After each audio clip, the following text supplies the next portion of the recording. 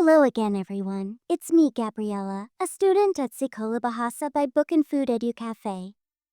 As you already know, I really love traveling. I enjoy discovering new places and sharing what I learn with others, especially in English. In this episode, I want to take you to one of the most famous buildings in Europe.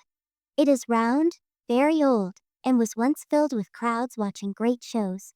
Yes, today we are visiting the Colosseum in Rome, Italy. Let's begin our journey back in time.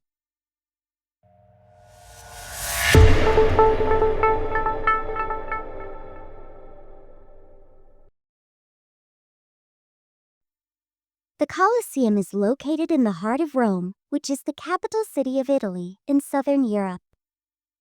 Rome is one of the oldest cities in the world. It has beautiful churches, fountains, cobbled streets, and ancient ruins, but the most famous structure of all is the Colosseum. It is also called the Flavian Amphitheater, named after the emperors of the Flavian dynasty who built it. Construction of the Colosseum started in 72 CE under the rule of Emperor Vespasian. It was completed in 80 CE by his son, Emperor Titus. Later, Emperor Domitian added underground tunnels and more structures. The Colosseum was built as a gift to the Roman people. It was a place to bring joy, pride, and entertainment to everyone, from the poor to the rich. The Colosseum is a huge, oval-shaped amphitheater, which means it was an open building for shows and performances. It could hold between 50,000 to 80,000 spectators at once. That is like a modern football stadium. The structure is 48 meters tall, 189 meters long, and 156 meters wide. It has 4 levels, each made for a different social class.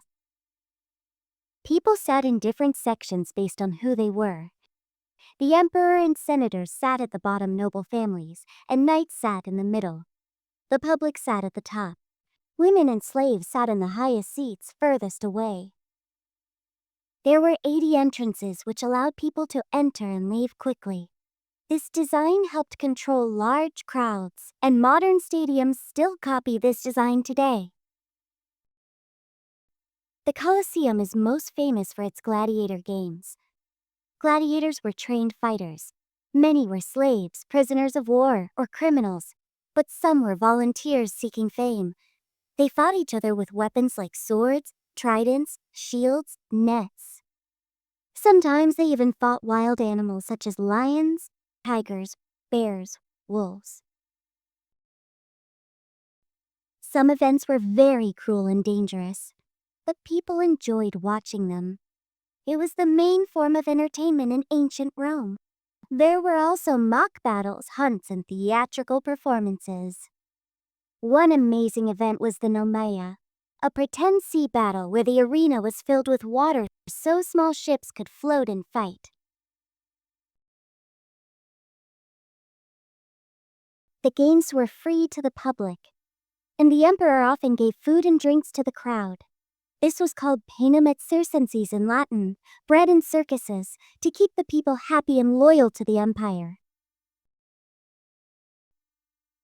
The Colosseum was a masterpiece of Roman engineering. It was built using travertine stone, a type of limestone, concrete, tough rock, bricks, and metal clamps. Underneath the arena was the hypogeum, a system of underground tunnels, cages, and rooms. Gladiators and animals waited there before shows. There were also trapdoors, lifts, and machines to raise people and animals onto the stage. The roof was open, but a large canvas called the velarium could be pulled over the seats to give shade to the audience. This was all done without modern machines. It shows how advanced the Romans were in architecture and building.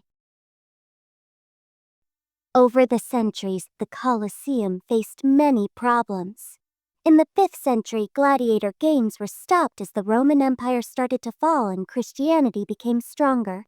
Later, the Colosseum was damaged by earthquakes, firestone robbers who took materials to build houses, churches, and even the Vatican. At one point, it was used as a cemetery, a fortress for noble families, a market, and even a Christian church. It was no longer used for entertainment, but it remained important to the people of Rome. In modern times, the Colosseum is a UNESCO World Heritage Site and one of the new 7 wonders of the world. It is one of the most visited tourist attractions in Europe. Over 7 million people come each year. You can now walk through the arena floor, the underground hypogeum, the upper levels with a view of the Roman Forum, and the museum inside the Colosseum.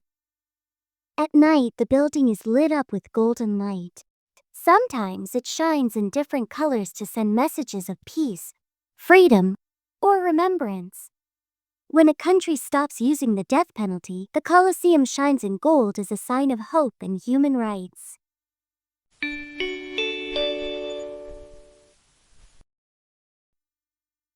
The Colosseum teaches us many lessons. 1. It shows the power and creativity of the Roman Empire. 2. It reminds us how much people enjoy entertainment even thousands of years ago. 3. It helps us understand history, culture, and society. 4. It tells us how far architecture and engineering have come. And 5. It shows why we must protect old places so we can learn from them.